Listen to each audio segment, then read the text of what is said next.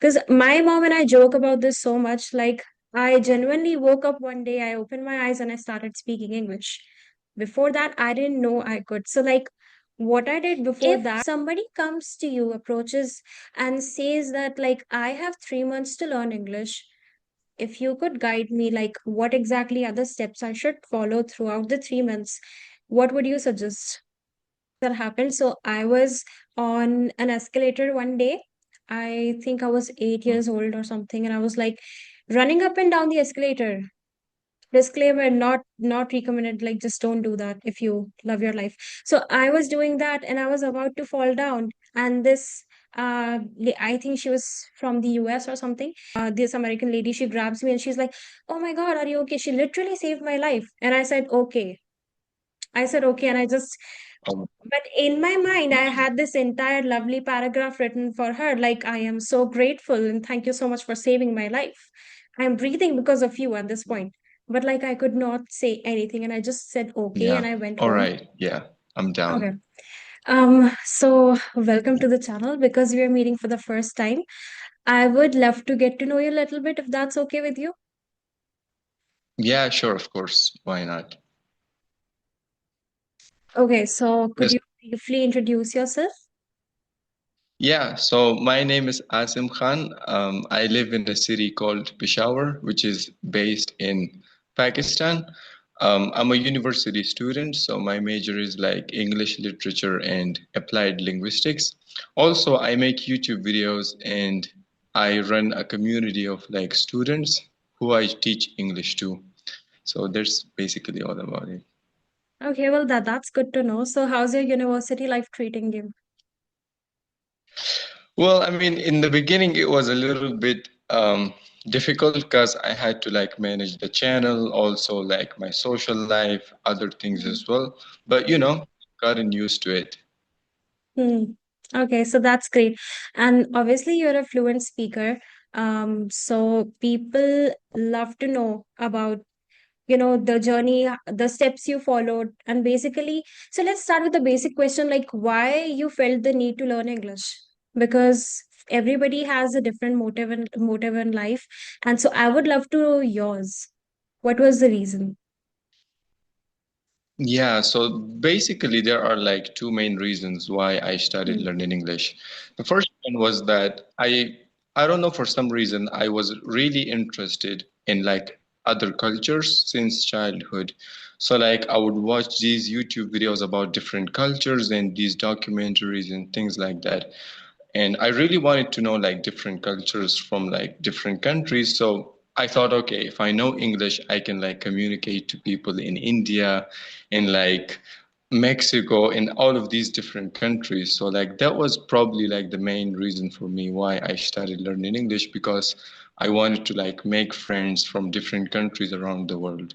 And also like from the very childhood, I knew English was like super important because like it was important for my career. I wanted to study English literature. So like it all made sense. And that was like the main reason why I began my English learning journey. Hmm. Yeah, mine is kind of similar because I was truly fascinated with the American culture, Hollywood movies and everything. And I felt like if I know the language, it would be much, much better. Because there used to be a time where I had to read captions and subtitles to understand what they were saying, because I had some difficulty comprehending the accent. But it came to the point where I just had to like turn off the subtitles because they were bothering me. So yeah, I mean that's really great. Okay, so could you guide me through your journey from A to Z? How did you what kind of measures you took? What were the basic steps that you took to get on this journey of learning English language? Yeah, so in the beginning, I started taking classes, like language classes in school. So, like, I live in Pakistan, and most of the schools here are like in English medium. So, like, most of the subjects are in English. Also, we had like a separate English class as well. So, like, I learned like the basic sentence structure and some basic grammar as well in school. And that's what I really like started my English learning journey. But it wasn't enough because in school they teach you like some theory, and not they don't make you like practice, they don't help you do listening and all of these things. But it was important because that was the first step. After that, I started like learning on my own. I watched like a bunch of YouTube videos. I watched a lot of channels similar to yours, because like you're helping a lot of people in like improving the listening skills. So I watched YouTube channels like that as well, and I learned a lot of like basic English phrases, basic words from them. And then I slowly, started speaking. Of course, I wasn't good. I made a lot of mistakes. I would get stuck all the time, forget words, and all of these problems. But, over time, I slowly improved and got the hang of like speaking English properly. So, like, that was like my entire English learning journey in like a in like a short time. Hmm. Okay. Well, that sounds fascinating. So what was the first time you actually applied the conversation? Because like what happens is even in school, like we study theory and then we actually have to perform practicals sometimes. So like what was that Yeah. scenario when you had to like, okay, you learned everything, but like now you are learning because you want to connect with somebody in real world. So how did you do that and Yeah, what yeah. was the experience like? I was a really shy kid, like from my childhood, and when I started learning English, like my English was good. I could feel it because I could understand like a lot of even the native speakers sometimes. Hmm. But my speaking, I didn't really, started speaking from day one or like from first week. What I would do is I would talk to myself. This might sound weird. That's what I did because I wasn't confident enough to talk to like a real person. I wasn't confident in my English because I thought, okay, if I'm talking to somebody, what if I get stuck in the middle and don't know what to say? What would I do then? So what I did was for like a month or 40 days, I would just every day speak English to myself for like 20 minutes, 15 minutes. I would just choose a random topic and start talking to myself about it, pretending that there was somebody who was listening to me, but actually there wasn't. Some people might think it's a bit crazy, but I did what I had to do. And then, like, of course, after a month or two, um, I started speaking with like people. My English was like pretty good, to be honest. Like I didn't have many problems. Of course, I would make mistakes and get stuck sometimes, but my English was kind of okay because of the all the conversations I had with myself. Hmm. Okay. Well, How was it for you? no, for me, it's 100% the same. So it's either like we are both crazy or we are both sane, if you want to call this method sane, because like my mom used to wonder like what am I doing in my room, and she would open the door and I'm having a literal interview with myself in English. So like I would be the celebrity and I would be interviewing myself. And I recently uploaded a video doing that. People must be thinking this is something new, but this is something that I've been doing from the age of 13. It's just that I posted it now. So yeah, I mean that's literally how I learned, because I don't understand how people say, well, we don't have the environment to learn English. Okay, well, I didn't have it either. I had to create it for myself, and that's genuinely how it started. And so like from that moment, I kind of knew that I can speak. However, I still had doubts because I hadn't actually properly connected to somebody on the outside. So, like, I lacked that confidence. And honestly, this YouTube channel gave me the confidence. Like, this is genuinely the first time I'm applying my English skills somewhere, because in my daily life, I don't really Yeah. need to use English skills anywhere. So, yeah, that's the thing. But, like, um, okay, so another really, really important question actually, how does one learn English and not make it feel like study, like the boring grammar rules and everything? Do you have a solution for that? Yeah, I would say integrate English as much as you can into your life. You talked about like starting a YouTube channel. I think it's a brilliant idea. I've spoken to like I've mentioned it a couple of times in my videos where I recommend English learners to start a YouTube channel or some sort of social media account like a TikTok or whatever. And it's like really incredible way to, like use English in your life without making it feeling like a study. Another thing I would say is like not don't focus too much on like learning the theory. Focus on what do you want with English. For example, my reason was I wanted to make friends, right? So I started looking for friends and I started having conversations with them without thinking about whether those conversations are improving my English or not. So like you have to have a goal, but you kind of have to forget about the goal and just be immersed in the process. And that's what I did, I think. Yeah, so basically, like enjoying the journey. So, if you're thinking about the goal, which is to learn English, it's subconsciously going to make you feel like it's a burden, something that you have to do for the sake of doing it. So, yeah, that's great. Because for me, also, I can guarantee my goal was never to learn English. I was just genuinely enjoying the journey. For example, I switched to reading English novels, listening to English songs. Literally, I replaced everything that I used to watch, my all my entertainment sources with English, including YouTube channels as well, like you, because I really loved watching English podcasts. So I think that also plays a role. But but Yeah. like I emphasize so much on the fact that I personally believe that grammar is not everything. I mean, obviously grammar is important because it gives you the sense of how a structure is formed, a sentence structure is formed. However, I've seen like a couple of people debate in the comments that grammar is genuinely everything. You cannot start any language without knowing the grammar. So what's your take on that? Do you agree with that or do you disagree? I completely disagree. Hmm. I belong to more of the group which says that don't study grammar at all if your goal is speaking fluently. So it depends on your goal. Like the problem I have with grammar is that, or as they say, the beef I have with grammar is grammar takes too much time. It makes you think. So, in speaking, right, when you're talking to someone, you don't have time to think. Like, you have to respond instantly.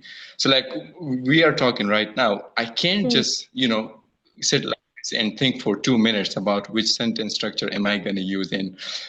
Is this the right one or am I making a mistake? I don't have time to think about those things. In writing, you do have time. So, like, you can write a sentence and then think for like a few seconds or even minutes to write the next one. But in speaking, you don't. You have to like respond instantly. So that's what I recommend my viewers. I tell them don't study grammar at all because you're going to learn it through listening. So when you immerse yourself in English, like you said, like you watch a lot of YouTube.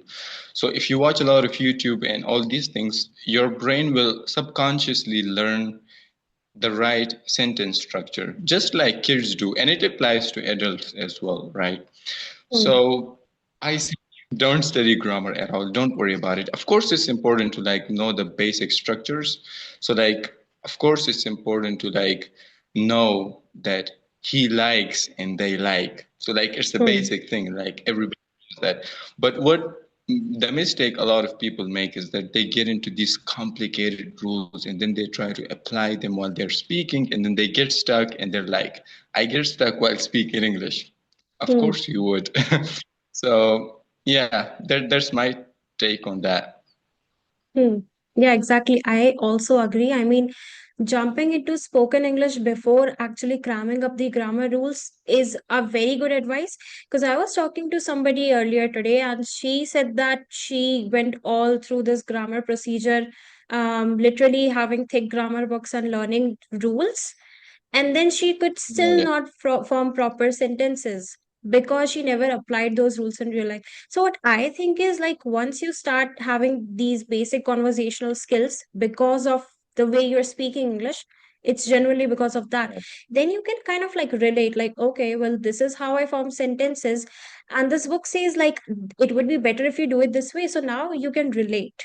And now you would actually apply those rules in real life. So that would just boost your confidence, your fluency 10 times. So yeah, I Yeah, 100% do agree with you. yeah, like that's also it takes a lot of time. Like I remember studying grammar for like 3, 4 years in school because I had to for the exams, right? I had no choice. So I studied that. And after those 3, 4 years, like one day, my English teacher was randomly like in making us introduce ourselves and talk in English for like 5 minutes. And I got on like the stage and I started speaking, but I couldn't speak. Like I said like one or two sentences and then I stopped even though I had studied grammar for like a few years. So, yeah, grammar can be helpful if it is applied, like you said, as you're Hmm. learning it. But once it's pretty good. So, like for beginners, just forget about grammar, and then later you can like deal with that. Hmm. Which kind of brings us to the follow-up question like, do you think confidence is better than accuracy? Because people believe that grammar is going to bring that accuracy for you. So, what's your take on that? I think I think both are important, but if I had to choose one, I would choose like confidence because people don't care about whether you're speaking correctly as long as you're making sense. What they care about is the message you're trying to convey. For example, let's look at like a celebrity, Ronaldo, right? His English is terrible. Have you watched Hmm. his interviews? He Yeah, makes I know. mistake all. Yeah, so Hmm. like people still listen to him. Like his videos get a lot of views and things like that. So it Hmm. doesn't really matter whether your grammar is like 100% accurate as long as you're making sense and as long as you're being confident in expressing yourself confidently. You will be amazed how many people will ignore your mistakes as long as like you're conveying the message, the main thing you want to say, especially with confidence. Hmm. So yeah, I would choose, of course, confidence. What about you? Yeah, no, for sure. Because the thing is, when you focus on accuracy, I mean, even native speakers are not 100% accurate. For example, my mother tongue is Hindi. I wouldn't say for sure that I know every single word in Hindi out there. I don't. Nobody knows. Yeah. So, like, that's the thing. I mean, when people say that they would rather focus on accuracy, it's them subconsciously building this protective shell around them, this comfort zone that they do Mhm. not want to step out of. Because like I genuinely feel like it's this thing where like they'd rather much stay in that shell of theirs and just say, well, I'll speak to somebody when I become accurate, and that's genuinely never going to happen. So I think definitely confidence, because well, even if Yeah. I honestly I studied in English medium, but I never knew that I could speak English or not, and I couldn't, to be very honest. It was just Yeah. when I stepped out of my confidence zone, which was literally 6 months ago, I guess, with my channel. So like that's when I got to know, Mhm. okay, I think I can speak English. Yeah, I Yeah. forgot to ask you the question, like, what was that moment for you though? Like, when you felt like, I think I might be fluent in English. I think this is it. So, where was there any moment like that for you? I was saying, there was this one particular moment where Hmm. I was talking with my friend for like 3, 4 hours nonstop in English. And after that conversation, I remember it lasted like 4 hours and 30 minutes or something, right? Hmm. After that conversation, thinking to myself, like, oh my God, like I never thought I could hold a conversation for that long Hmm. because I used to get stuck a lot and I remember all those beginner moments where I couldn't like form a sentence without like getting stuck and making mistakes. So Hmm. after that conversation, I was surprised by how long I could spoke English for. Hmm. Yeah, no, I kind of had this similar moment where I was speaking to a native speaker. I mean, she is my friend from the US. So, like, I called her on Instagram and we had a nice chat about our hobbies and everything. Like, she was sharing her life and I was telling her about mine. And I couldn't believe that I'm actually able to speak with her. Like, what do you mean you're able to understand me? That's crazy. So, I was really happy that day and kind of got to know that all the work that I did eventually to connect with people globally is something that I'm able to do now, because I could never imagine doing that 5 years ago. And honestly, 5 years ago, I Yeah. didn't even know if I could speak English or not. Because my mom and I joke about this so much. Like, I genuinely woke up one day, I opened my eyes, and I started speaking English. Before that, I didn't know I could. So, like, what I did before that was literally just listening and having group session in my mind with like other versions of me. Just I don't even think in Hindi anymore, honestly. I just think in English. It just became a habit, something I've been doing for a long time, I think from the age of 14 or 15. And now I just cannot not Mhm. think in English anymore. So I think that's a really nice Yeah. habit. For you though, Yeah, I like, can relate. yeah, continue, please. Yeah, I can relate to you. What you just said related to me a lot as well because my entire life is English now when I think about it. Like I do everything in English. Like my to-do lists are in English. Like I write my journals in English. Like this one day I spoke to my mom in English and she doesn't understand a word. She was like, "What?" And I'm like, "I'm sorry." And then I spoke the same thing in my native language. So it's surprising because the other day, someone asked me if I'm more comfortable speaking Urdu or English, and I said English. Um, and it surprised me, but my whole life now, I make YouTube videos in English. I do everything in English. So yeah. Mm. Wait, no, do you also feel this way that you're more expressive in English? Because that's my case. My personality right now, this personality you're seeing on YouTube, it's because of English. So, but because like somebody approached me and she said, like, can we make a podcast in Hindi? And I was like, no, my entire personality. I'm such a weird person in Hindi, but I feel like I'm such this cool person in English. So if that makes sense to you, like I personally feel that English is a more expressive language for me, but that's probably just me. So like, is that the case for you though? Because like the way you Yeah, yeah, yeah. describe. It's the case. Yeah, it's perfectly the case for me. It's exactly the same. I Hmm. had the exact same situation, by the way. Someone invited me for a podcast in Urdu, and I was like, oh, I don't know if I can do this. Yeah. Let's do it in English if you want. Otherwise, it's a no. So Hmm. yeah, the same. Yeah. No, I kind of relate. And I just sometimes feel like I could express something better to someone if I spoke in English. However, it can become weird because if you're talking to your friends in daily life and you're not using your mother tongue, they might feel like you're trying to sound in a way like confident. It appears overconfidence to them. But yeah, Yeah, it kind of feels like you're boasting and flexing and things like that. So it doesn't feel very natural to use English to people, especially who don't understand it. But yeah. no, I kind of get it.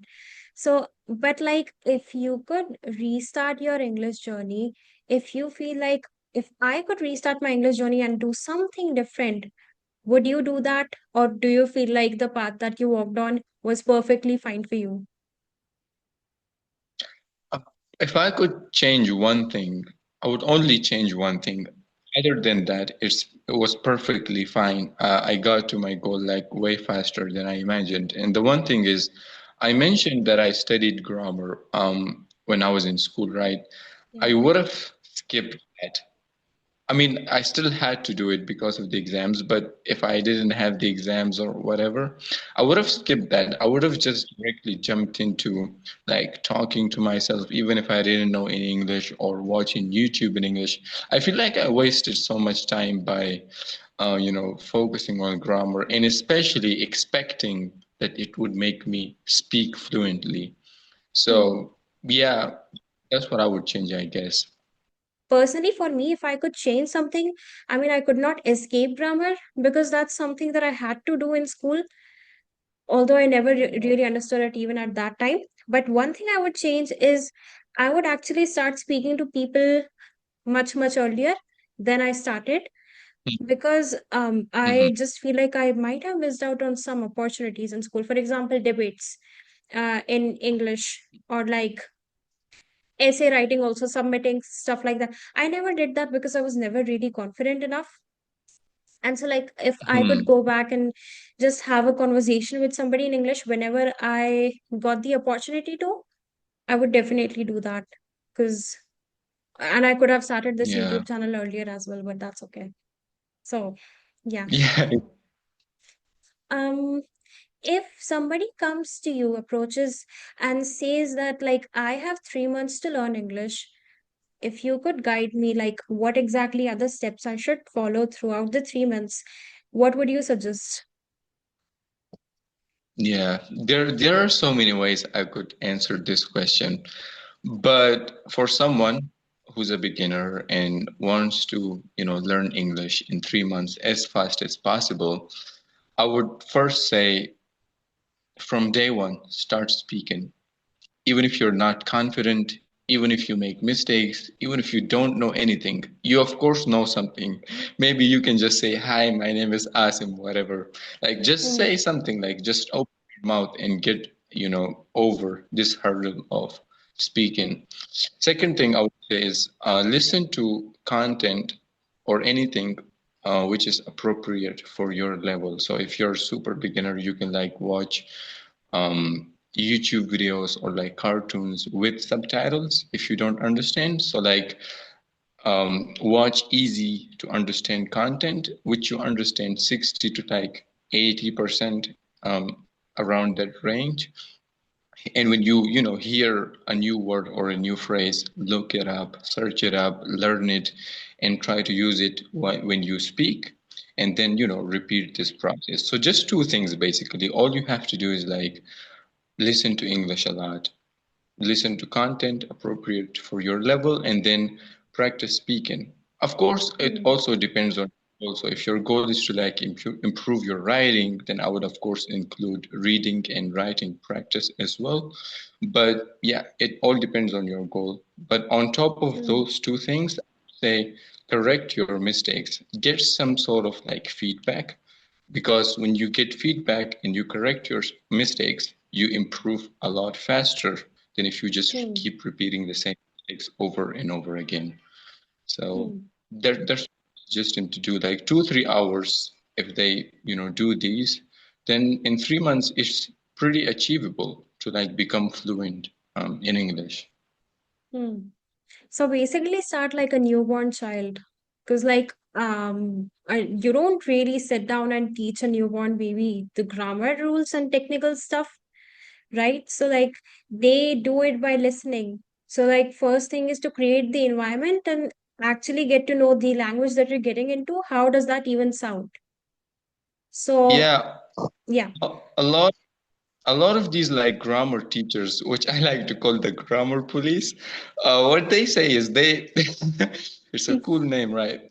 They Yeah. say adults don't learn languages the same way, and I think it's the dumbest thing to say because our brain are literally the same. I would argue adults learn faster than children because adults have more knowledge, they know more things, they have more reference points to Hmm. the language that they already know. So yeah, learn like a child is like the perfect way to put it. Even though a lot of people disagree with this, but I don't care because I Hmm. know it's the best way to do it.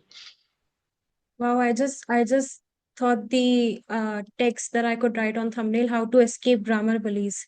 It's so funny. It's Yeah, yeah. would be a perfect title. Yeah, for sure. So like if you have had the privilege to talk to extremely fluent speakers or native speakers, maybe any advice Yeah. that you gave you that you felt like, oh well, I could have used this a few years ago. That would have been super useful. If you could recall any, actually, that is.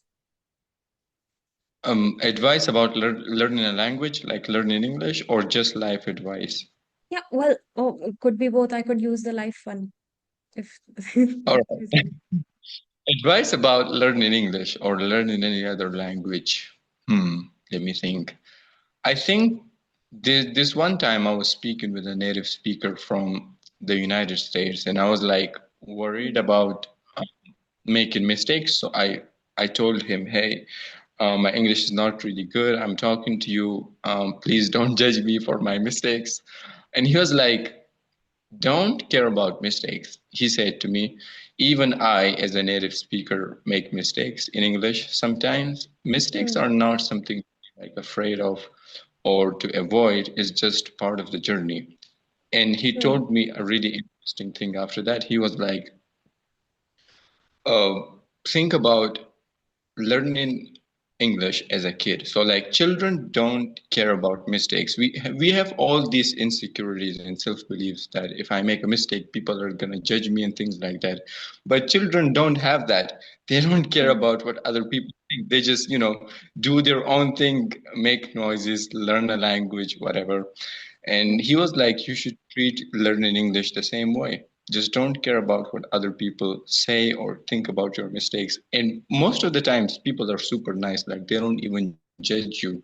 Like I said before, they care about the message and the sense of what you're trying to say rather than focusing on your accuracy and your mistakes. So, that was like a really helpful advice I got about learning English, and it completely like changed my perspective on speaking practice because before that I used to be like really afraid and shy and would get mm, nervous all the time. But after that, I became more fearless or unstoppable, as they mm. say. Yeah. If I could go back in time machine and just give myself an advice, it would definitely be to grab the opportunities as much as possible to speak in English. Because so we have a fort over here, a really popular fort in my city. So a lot of foreigners tend to visit. And so I would, Mhm. as a kid, I was just watch them and have this urge to go and talk to them to ask about their country, their culture, and stuff like that. But I was super shy Yeah. and I didn't know if I could speak English or not. That's why I missed so many opportunities. Like, if I could do that, I would definitely, if I could go back in time and tell myself, like, just go and talk to them, you literally can. So that's something I would do for sure. I saw some tourists from like England, and I Mm. just couldn't talk to them, even though English was like probably good. I could like, introduce myself or talk about the weather or something, but I couldn't because I was insecure about my English. So yeah. No, actually, this reminds me of something that happened. So I was on an escalator one day. I think I was 8 years old or something, and I was like running up and down the escalator.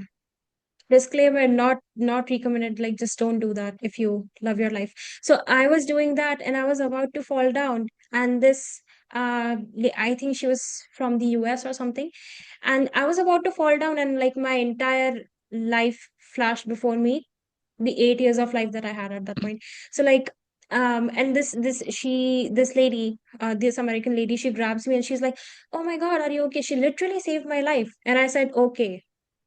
I said, "Okay," and I just, Um, but in my mind, I had this entire lovely paragraph written for her. Like, "I am so grateful and thank you so much for saving my life. I'm breathing because of you at this point." But like, I could not say anything. And I just said, "Okay." And I went home. And she was probably thinking that I'm like super rude and ungrateful brat. But like, if I could, I mean, I think about this sometimes, that you have those shower thoughts, or sometimes you're not able to sleep at night and you're thinking about random things. So yeah, this was so yeah. random, but I just remembered this. Yeah. But Yeah, the regret you feel about like missing like a social opportunities is so big. mm, I remember one time I went to this like international art exhibition in my city, and people from different countries came. There was this Turkish woman. She came up to me. I'm a calligrapher, by the way. I do Arabic and English calligraphy, right? oh, So I wrote her family's names on like beautiful cards with decorations and flowers and everything, right?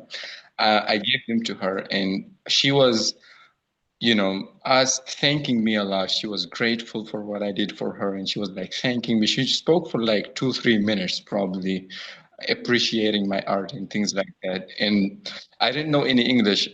I didn't understand what he was saying at all. And also by the end, I just said thanks because I thought it would be just the right mm, response. But like you said, I had a whole paragraph in my mind, but I wish I mm, could, speak English.